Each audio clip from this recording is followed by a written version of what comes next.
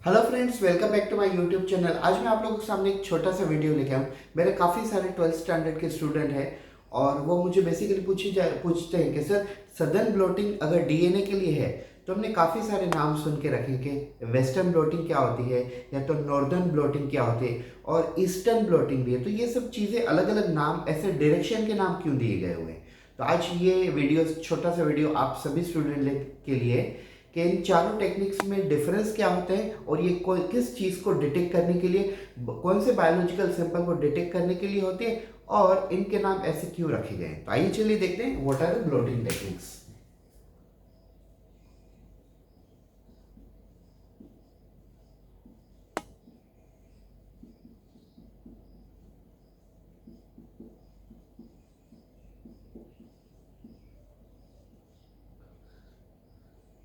तो गाइस सबसे पहले हम देखते हैं कि what are the blotting techniques.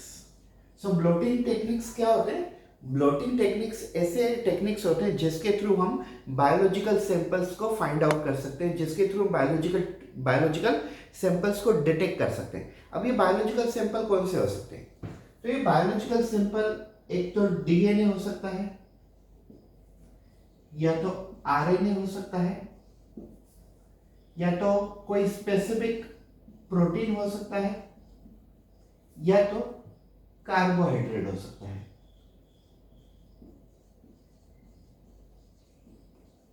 ठीक है। सो इन ब्लोटिंग टेक्निक से हम डीएनए को फाइंड आउट करते हैं, आरएनए को फाइंड आउट करते हैं, प्रोटीन को फाइंड आउट करते हैं और कार्बोहाइड्रेट को फाइंड आउट करते हैं। अगर हम सिंपली देखा जाए तो we are detecting the DNA sample, RNA sample, protein sample and carbohydrate sample in the biological system और एनी बायोलॉजिकल मॉलिक्यूल। आप ये एक सोचो कि अगर आपको डीएनए की जीन एक्सप्रेशन करना है या तो डीएनए का जीन रेगुलेशन एक्सप्रेशन आपको स्टडी करना है, तो आपको सबसे पहले एक सैंपल को डिटेक्ट करना पड़ेगा और वो सैंपल होगा डीएनए। मान लो आप आरडीएनए टेक्नोलॉजी मतलब रिकॉम्बिनेंट डीएनए टेक्नोलॉजी कर रहे हो और उसमें आपका पर्पस है इंसुलिन प्रोड्यूस करना, तो आपको ह्यूमन बींग के बीटा सेल्स, पेंक्रिया के बीटा सेल्स में से आपको डीएनए ढूंढना पड़ेगा। और डीएनए के अंदर, एक्चुअली डीएनए ढूंढना इतना बड़ी बात नहीं है, लेकिन डीएनए के अंदर स्पेशली जो टारगेट सीक्वेंस है मतलब इंसुलिन की जीन है उसे सर्च करना थोड़ा डिफेक्टिव, मतलब ये अगर हम देखें तो थोड़ा डिफिकल्ट पार्ट हो जाता है।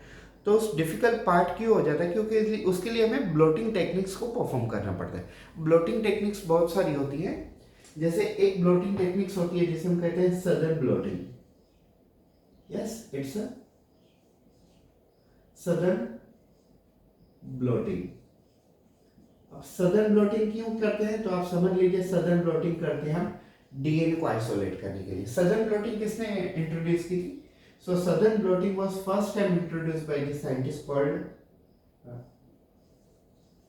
Edwin Southern।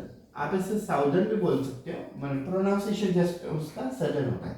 सो एडविन सदर्न ने 1975 में ये टेक्निक को इंट्रोड्यूस किया हुआ था और उसके बाद 2-3 साल के बाद, कुछ सालों के बाद आरएनए को भी डिटेक्ट करने के लिए टेक्निक आ गई जिसे हम कहते हैं नॉर्दर्न ब्लोटिंग। तो नॉर्दर्न ब्लोटिंग जब टेक्निक आई आरएनए को डिटेक्ट करने के लिए, तो डीएनए के लिए सदर्न ब्लोटिंग थी तो उन्होंने नाम रख दिया उसका नॉर्दर्न ब्लोटिंग। उसके लिए कोई अलग से कोई थियरी या तो मेथोडोलॉजी कुछ नहीं है। तो डीएनए को डिटेक्ट करने के लिए साउदर्न ब्लोटिंग है, जो कि साइंटिस्ट, ये ब्रिटिश बायोलॉजिस्ट थे एडविन साउदर्न, और इसके लिए आरएनए को जो टेक्निक है उसका इनोनिमस डायरेक्टली नाम दिया, मतलब डायरेक्शन वाइज उसका नाम दे दिया। So DNA isolation is done by southern blotting and RNA isolation is by northern blotting. Now for the protein detection, the technique is called western blotting. Western blotting.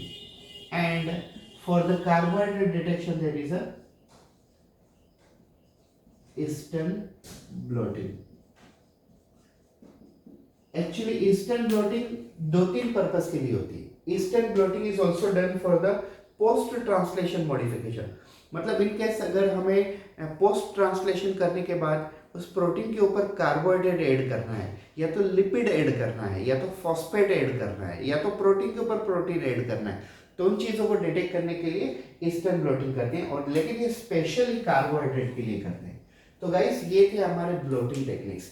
Simply blotting techniques वो वाली technique होती है जिसके through हम biological samples को, organic compound को detect कर सकते हैं, जैसे डीएनए हुआ, आरएनए हुआ, प्रोटीन हुआ, कार्बोहाइड्रेट हुआ। Thank you so much.